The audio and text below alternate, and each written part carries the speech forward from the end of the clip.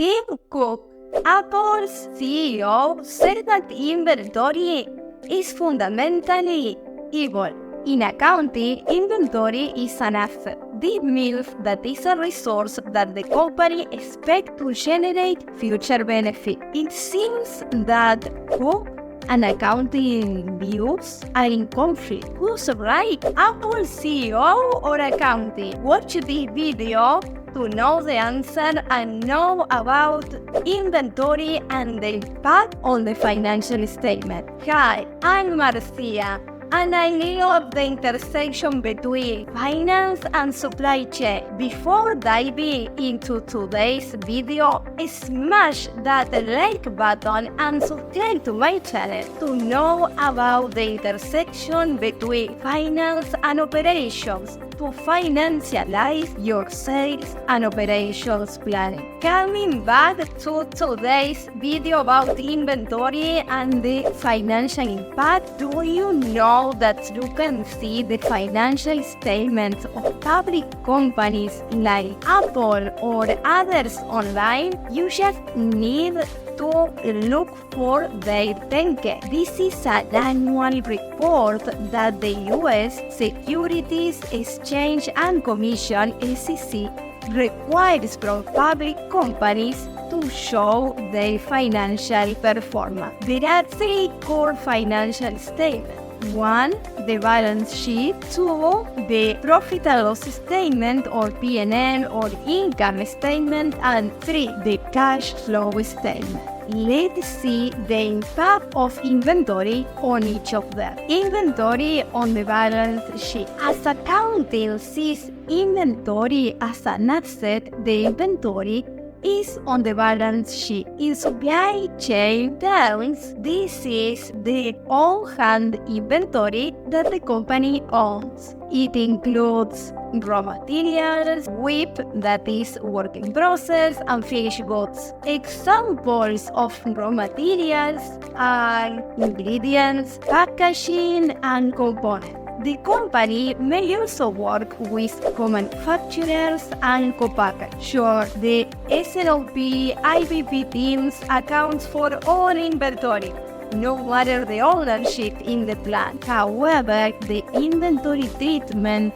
on the balance sheet is different. If the company owns the inventory, it will be listed within assets. If the company doesn't own the inventory, like when the contract manufacturer does, inventory is off the balance sheet. This is how the inventory information displays on the balance sheet. The balance sheet attempts at reaching the equilibrium balance between assets on one side of the equation and liabilities and shareholders' equity on the other side of the equation. If inventory goes up, another asset in the same amount goes down. The other option is that if inventory goes up, liabilities or shareholders' equity goes up as well. These changes in inventory can be because of new purchases, production,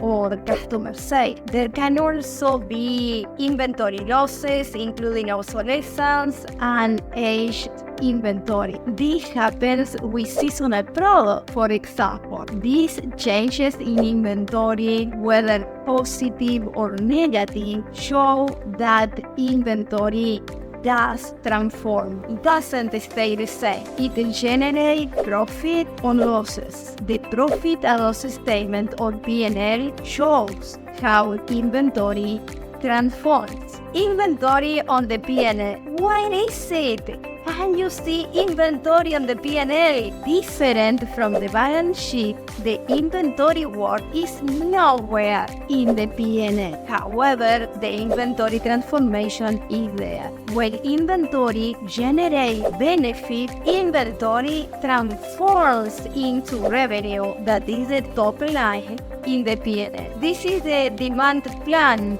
in S&OP IBP. Inventory is also present in the second line in the cost of goods sold, that is All costs related to getting the product ready to sell to customer. COGS includes raw materials, packaging, in-freight costs, plant labor, and factory overhead. Bills of materials or bonds and production routines are critical to estimate and track production costs. The difference between revenue and COGS is gross profit. Companies also calculate the gross margin, that is the percentage of gross profit over revenue. This is when inventory generates benefit, but inventory can mutate into losses to Apple CEO's viewpoint. Inventory write-offs are also on the P&L. There can be because of changes in the market demand, because of obsolescence, damage, theft, among other factors. If they are not significant, they are part of cost. If they are significant, companies record these expenses in a specific loss line item to track the write-offs without distorting the gross margins. Inventory is on the P&L in operating expense. For example, warehousing cost to keep inventory in good condition, or R&D expenses for new product introduction. Although R&D is designed for future growth, per GAAP, companies must spend and not capitalize R&D. As we can see, inventory is in multiple lines in the P&L. Inventory is also in the cash flow statement. Inventory is also present in the cash flow statement. It is in the cash from operating activity. The logic is the same as that on the balance sheet. If inventory goes up, cash from operating activities goes down. If inventory goes down, cash from operating activities goes up. Cash is tied into inventory that the company could use in a different way. An important metric related to inventory and cash is the cash conversion cycle. Inventory management has a huge impact on this metric that shows how many days it takes for a company to turn inventory into cash. This metric has three main components. 1.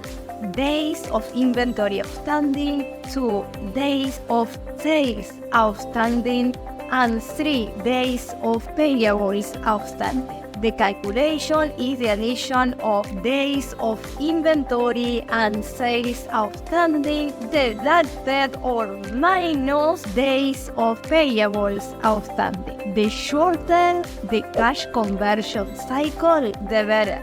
For example, if Walmart has 6 days in the cash conversion cycle, this means that it takes for Walmart 6 days to get the cash from the investment in inventory. There are some companies like Coca-Cola that have negative conversion cycle. This means that the company receives payment before having to make payment to its suppliers and other third parties.